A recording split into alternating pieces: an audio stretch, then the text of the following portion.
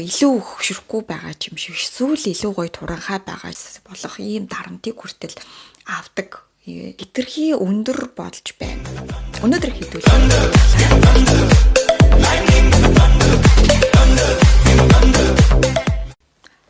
За мигмар гаргийн мэнд өнгөрсөн ч гэсэндээ та бүхэндээ олон улсын эмэгтэйчүүдийн эрхийг хамгаалах өдрийн мэндийг хүргэе. За өнөөдөр болохоор хэдүүлээ гоо сайхны стандарт хэтэрхий өндөр болж байна уу? Энд AI яаж нөлөөлж байгаа гэдэг сэдвийн талаар ярилцъя. За өнөөдрийн гол их сурвалжийг болохоор би DAP брэндээс авлаа. Энэ 2004 оноос хойш Self-Esteem Project буюу өөрийнхөө үнэлэх төслийг хэрэгжүүлж байгаа. За тэгээд энэ төслийн нэг кампайн болохоор гоо сайхны стандарт хэтэрхий өндөр болж байна гэсэн ийм кампайныг одоо хэрэгжүүлсэн. За тэгээд яг энэ талаар хэдүүлээ ярилцъя. Янз бүрийн одоо ингээд бичлэг, видео, юмнуудыг үзэхээр танд ингээд тэр одоо үзэж байгаа хүн чинь ингээд илүү танаас илүү гоё байгаа юм шиг тий эсвэл илүү хөшрөхгүй байгаа юм шиг эсвэл илүү гоё туранхай байгаа юм шиг ингээд ийм мэдрэмжүүдийг аваад тэгээд та тэрнтэй өөрийгөө харьцуулаад сэтгэлээр унжээсэн тохиолдлууд байгаа юу? Өнөөдөр яг энэ талаар ярилцах гээд байгаа гэсэн үг. Тэгээд байгаа энэ гол санаа нь юу вэ гэхээр AI энэ гоо сайхны стандартад хэтэрхий өндөр дарамтыг өгч байна. За хэдийгээр ингээд хүмүүс ингээд онлайн зургууд, видео, бичлэгүүд те зүйлсүүдийг ингээд үзэхдээ тэдгээр нь бодит бишээ, фильтрүүд ашигласан байгаа.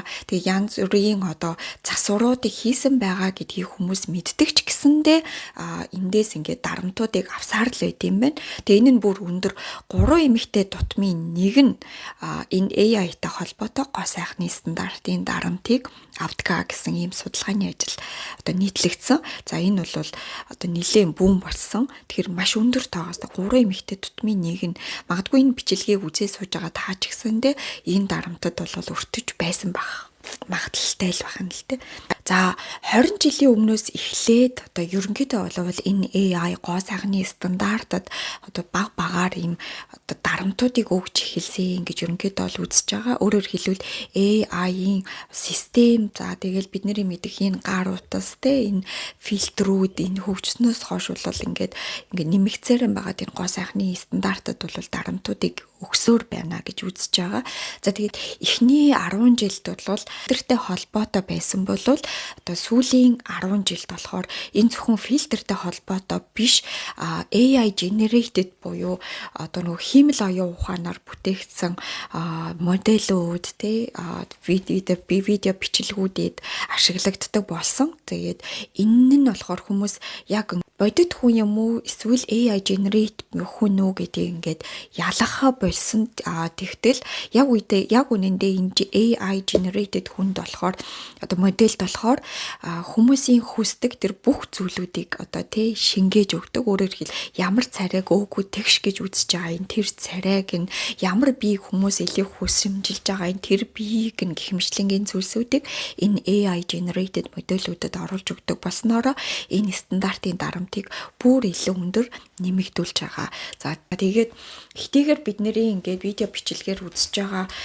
сошиалаар үзэж байгаа одоо хүмүүс дээр маань фильтрүүд орсон. За тэгээд янз бүрийн засварууд нэмэгдэж байгаа гэдгийг одоо бид нэр мэддэг ч гэсэндээ тэр хүмүүстэй өөрийгөө ингэж харьцуулж харж яадаг. За тэгээд энээс болоод одоо энэ дээрх дарамтууд нэмэгддэм байх. За тэгээд энэний нэг нь юу вэ гэхээр хүн өөрийгөө байгаагаасаа ч илүү ингээд бүр дорд багаар үнэлдэг. Яагаад гэвэл сошиал дээр байгаа хүмүүстэй өөрийнхөө нас байгаа байдалтай нөхцлүүдийг ингээд харьцуулж үзээд за тэгээд энтэй харьцуулахад бол би ингээд хитрхи муу байна, хитрхи одоо ийм байна гэд за тэгтээ хамгийн гол нь энтэйгээ ингээд эвлэрээд одоо тэгэл яах вэ байгаа л ингээл эвлэрээд хэдийгээр чи ингээд харагдаж чадхаасаа ч бүр юм одоо багаар өөрийгөө үнэлдэг юм байна. За тэгээд зарим тохиолдолд болохоор бүр ингээд гэрээсээ гарахгүй ч юм уу те олон нийтийн одоо арга хэмжээ ерөнхийдөө бол олон нийтийн юм нэг оролцож чадахгүй бас болох ийм дарамтыг хүртэл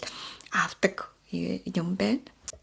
харамсалтай гоостэй тий яг үндэ ингээ бодит биш гэхдээ одоо хүн болгон бичлэг хийгээл хүн болгон энэ нөгөө фильтр энэ зүйлүүдийг чинь ийм нарийн ашиглаж хийж чадахгүй тэгээд бас энэ чинь яг ийм нарийн одоо засвар ордог гэдгийг ч гэсэндээ мэдхгүй тийм болохоор итгэдэг яг видеогоор харж байгаа зүйлүүдтэй итгэдэг тэгээд тэр нь амьдралаас ингээд ийм хол байгаа шүү. Энд ингээд засвар орсон шүү гэдгийг хүмүүс мэддэггүй. Тийм болохоор тэрнтэйгээ өөрийгөө ингээд харьцуулаад тэгээд би одоо хүн ийм сайхан өөртөө арчаатай сайхан байхад би бол бүр ийм биш байна тий гэдэг дээрээ ингээд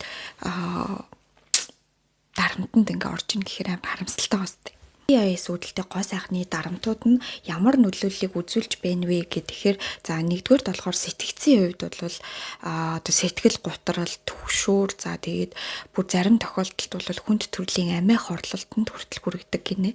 Тэгээд яагаад вэ гэвэл өөрийнхөө дагж байгаа харж байгаа хүмүүс ингээд өөрөөс нь хитрхи гоё байгаад тэгээд тэрэнд өөрөө хизээч хүрч чадахгүй байгаа гэдэг дээр ингээд хүмүүст бол өндөр дарамтыг өгдөг бол бие махбодын хувьд бол за хоолны хит их дэглэмийг баримтлах за гоо сайхны ажилбаруудад болохоор одоо хямдрыг нь бодоод ийм эрсдэлтэй ажилбаруудад бол бас орж ингээ гоо сайхны бүр илүү их одоо эрсдлийг хүлээдэг. За ийм талаас харах юм бол одоо энэ фильтртэй байгаа бичлэг альва зүйлсүүдэд болохоор эмэгтэйчүүд бол одоо энэ дээр ингээд хүн дасан зохицдог. Тэгээ ийм л байх ёстой гэдэг ийм стандартыг бий болгож байдаг.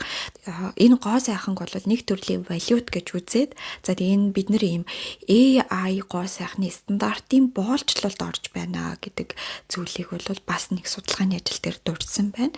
Хүйсийн харилцаанд бас нөлөөлж байна гэсэн байна. Тэр нь юу гэхээр зөвхөн эмэгтэйчүүдс гэхгүйгээр одоо тэр фильтртэй гоо сайхныг харж байгаа юм эрэгтэйчүүд эмэгтэй одоо бодит эмэгтэйчүүдэд тавьж байгаа шаардлага нь энэ хоёр ингээ хоорондоо зөрж байгаа бол бас ялгаагүй одоо фильтртэй байгаа залуучуудыг ингээ хараад бас эмэгтэйчүүд ингээ бодит эрэгтэйчүүд дээрээ тавьж байгаа шаардлага нь ч гэсэндээ ингээд яг хүйсийн хувьд яг нөө эсрэгцлээд бие биендээ ийм шаардлагуудыг тавьж байгаа буюу амьдралаас хитрхи өндөр хол шаардлагуудыг бас тавиад тэгээд энэ нь болохоор одоо хосоо сонгоход хүртэл нөлөөлж байна гэсэн ийм одоо бас нэг судалгааны ажил нийтлэгдсэн байна.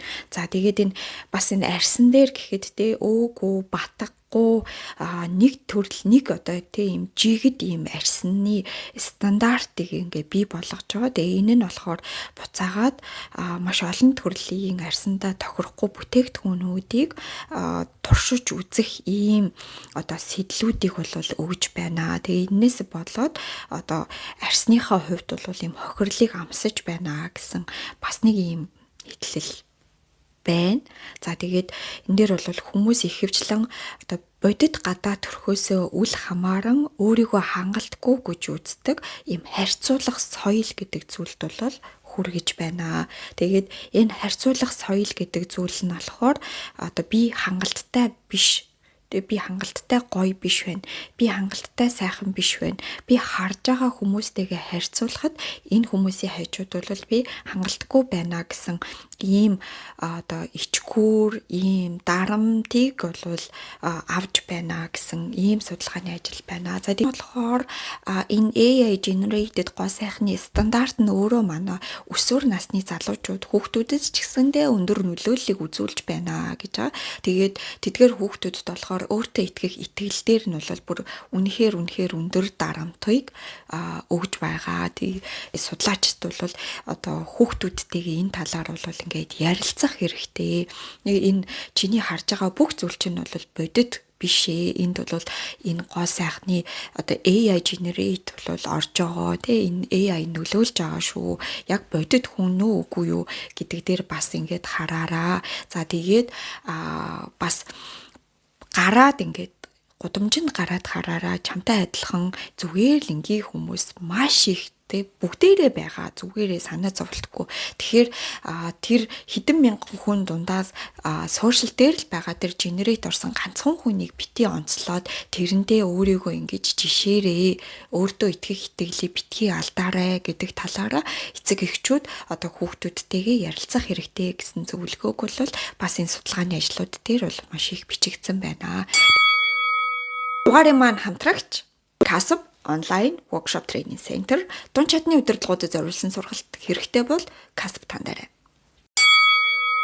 За хэлэх гэсэн санаа бол өөрийгөө битгий голоороо бас AI гэдэг зүйл бол маш олон зүйлсүүдэд нөлөөлж байгаатай адилхан таны гоо сайхныг харах өнцөгт чинь ч гэсэндээ нөлөөлж байгаа шүү. Тэгэхээр хэд юм AI generate зүйлтэй өөрийгөө харьцуулж бити стресс дээрээ гэж хэлмээр байна. Сараас миний под байлаа. Өнөөдөр суралцаад маргааш туршицгаая. За өөрийгөө байгаагаар нь хүлээн зөвшөөрөөд одоо хөгшөрч байгаа ийм хүмүүсийн төлөөлөл эдгээр хүмүүс буюу эдгээр Холливуудын одод бол өөрийгөө байгаагаар нь хүлээн зөвшөөрөөд за тэгээд өөрийнхөө дотоод гой сайхнаар одоо гэрэлтхийг илүүд үзсэн ийм оддын төлөөлөл байгаа. За тэгээд эдгээр хүмүүс бол өөртөө итгэлтэй байгаараа зүгээрээ чи зүгээр ингээ хөгшөрөгч нь бол зүгээр л жам штэ гэдэг зүйлийг